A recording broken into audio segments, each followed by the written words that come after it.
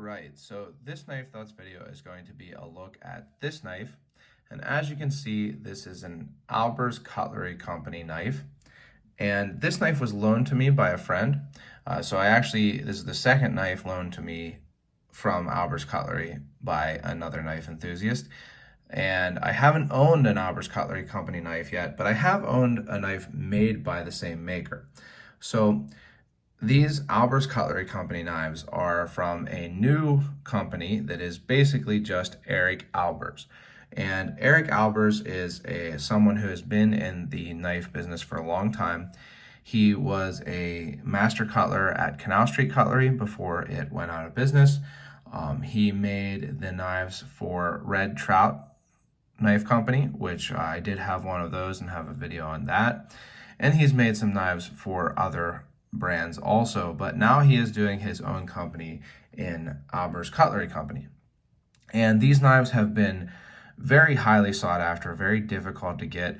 He releases them on his website in small batches, and they usually sell out within minutes.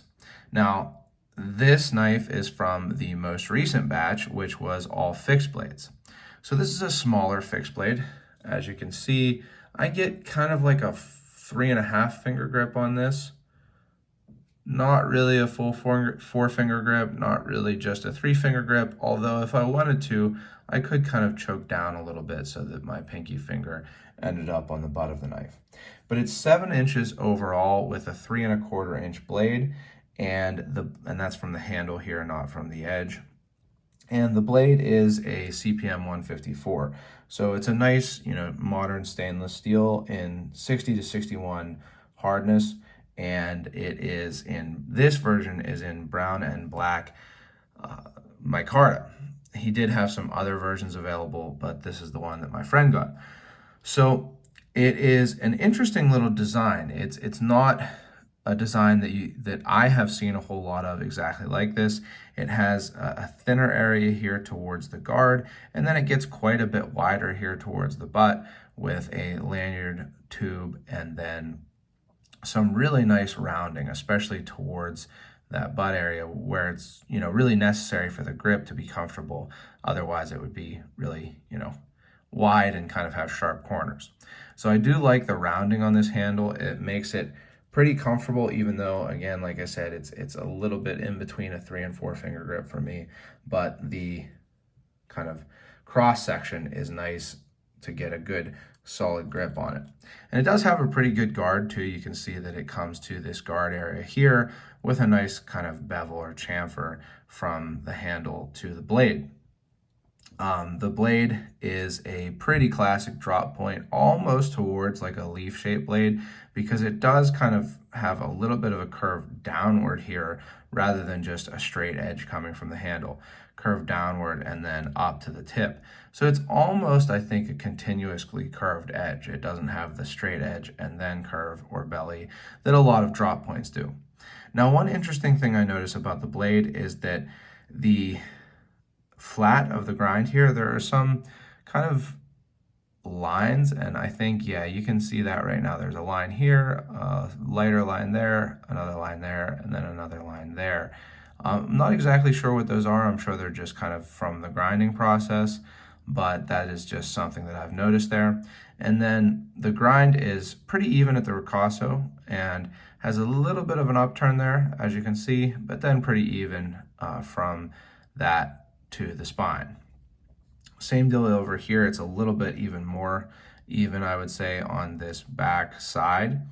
But no markings here on the back side, and just the Albers Cutlery Company on the front. It does come with a genuine leather sheath, which seems like a nice leather sheath. It feels very sturdy, feels like, it's not going to fall apart or anything. I haven't been able to figure out what this marking is, and it doesn't say on the Albers Cutlery Company website, but it seems like an R and a K to me. I just haven't been able to find exactly who the maker is on that. But it seems like a nice sheath, and like you could carry this knife on your belt without worrying about it coming out, because it does have pretty good retention due to that thick handle. So a nice little setup here. I am kind of always in the process of trying to convince myself to carry small fixed blades, and then kind of going back to preferring to carry a modern one-hand opening pocket knife.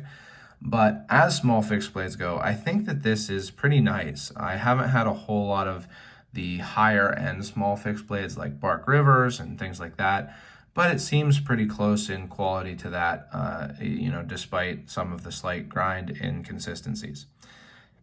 It certainly is finished well. There's a nice polish on the handle and on the spine of the blade and on these pins.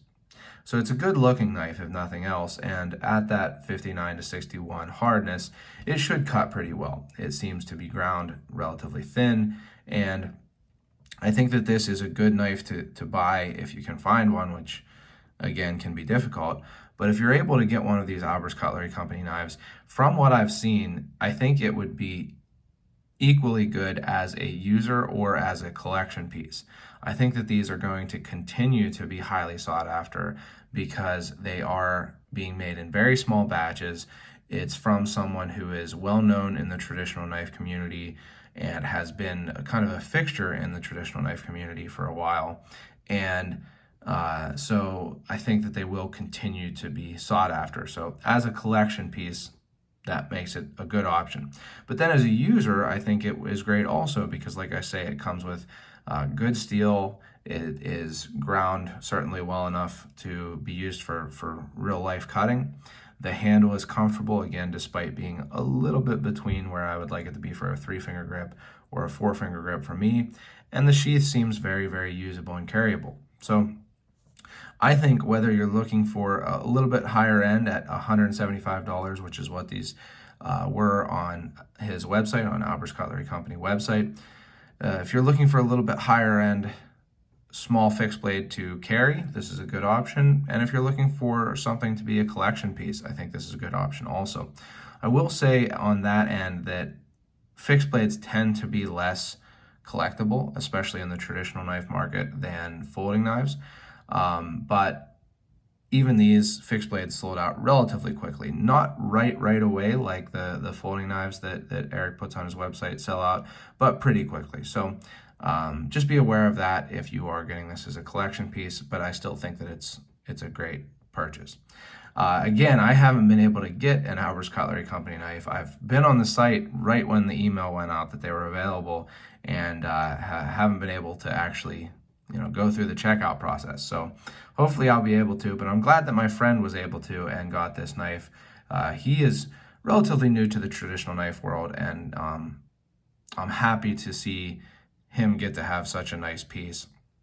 And he told me also, just as a little bit of a side note, that he thinks this is going to be the first nice knife that he tries to sharpen himself. He's been practicing his sharpening, and I said, wow, that's a little bit of a bold move, but certainly it's, at some point you're going to have to sharpen one of your nice knives. And he does carry and use his knives. He's not just a collector. So I certainly hope that goes well for him, and I'm looking forward to seeing how he likes using this knife, because it's not mine, I didn't use this knife. So this isn't really a review. It's not an in-use review. It's more of just a look at this really cool knife that not a lot of people get to look at because they are sold in those small batches. So again, huge thanks to my friend for loaning this knife. And if you get a chance to get one of these Albers Cutlery Company knives, I definitely suggest it. So if you've enjoyed this video, go ahead and hit the thumbs up to like it. You can also subscribe to my channel and click the bell so you get notifications when I post new videos. Also check out my social media. I'm on Instagram and Facebook, mostly at Knife Thoughts, and my website, knifethoughts.com, where I post articles on knives like this and knife-related topics. And as always, last but not least, don't forget to go out and do good.